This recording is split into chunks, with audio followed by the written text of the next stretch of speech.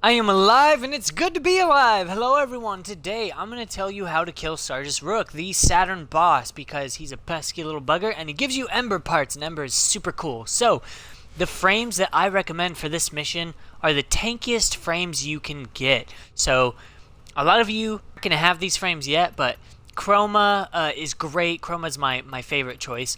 Rhino is one of the first and easiest frames to get. Rhino is also a very good option because of his iron skin. Neza would be a great choice. Really, anybody that can soak up some damage. The reason being that the boss has a lot of area of effect attacks and CC moves that are really hard to dodge and get away from, so you're going to take some hits. So the more you can tank, the better, and Naros even wouldn't be a terrible option. Now, as far as your weaponry, the biggest advice I can give you is don't bring a bow, because more than likely, if you don't have Ember yet, you may or may not have a very good bow build, and bows are going to be horrible for fighting this boss, because you have to shoot him in his critical points, and they only open up for a period of time. And for whatever reason, it may be just a bug, but whenever I've tried fighting him with bows, a lot of times it doesn't count the hit, even if I hit him right exactly where I have to. So really don't bring bows. Continuous beam weapons are okay, I guess. I wouldn't recommend them.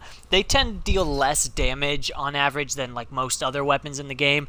So I recommend like machine guns are great, burst fire rifles are great, anything that does good crit damage. Semi-auto weapons are pretty good too, like a Latron or anything along those lines. I would definitely avoid using blast radius weapons like an Ogress or an Ignis. Similar things like that aren't going to do jack. So Tenora, even shotguns, if you can manage to hit him in his crit point with enough of the shotgun pellets, you have to be like right in his face to do it, but you can deal an exceptionally massive amount of damage, so that's cool.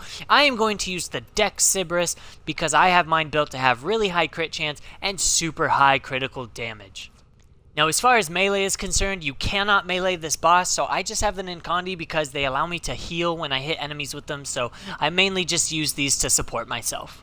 You will find Sargas Ruk on the node called Tethys on Saturn. So as with most of my boss videos, I'm going to fight this boss solo because I realize that I am a higher mastery rank and I have access to a lot of gear that some of you might not. So I want to prove that I can do this solo by myself, to prove that if you don't have quite as good of gear as this, you shouldn't have a hard time using these same strategies but with squad mates.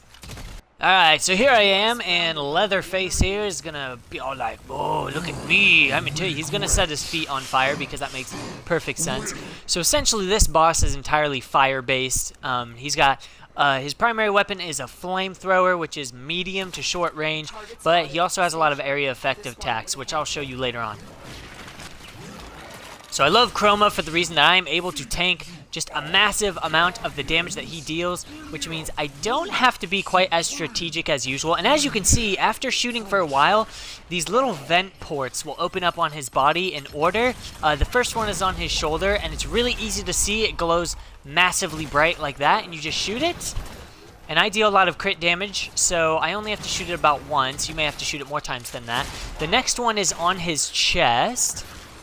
And the reason tank frames help a lot as well is because his chest becomes vulnerable, his chest and his back, often when he's doing his slam attack on the ground, which creates a big ring of fire to spill out from him. As you can see here, he's doing it again.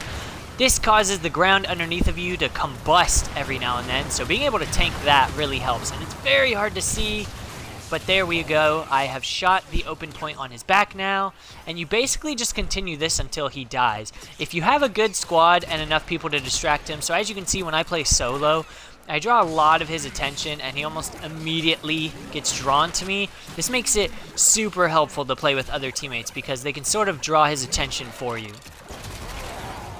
Alright, so there we have it. I have shot him in the back a second time, and boom, he is dead. Not a very hard boss to kill. You just need to bring the right equipment. I think he's actually one of the easier bosses in the game. You just need to be able to tank some damage. If you try to do this solo and you have a very squishy frame, you're probably going to have a really hard time with it because he's going to light your ass on fire. And that is it. You will see on the left there, Ember Chassis Blueprint, and that's really it.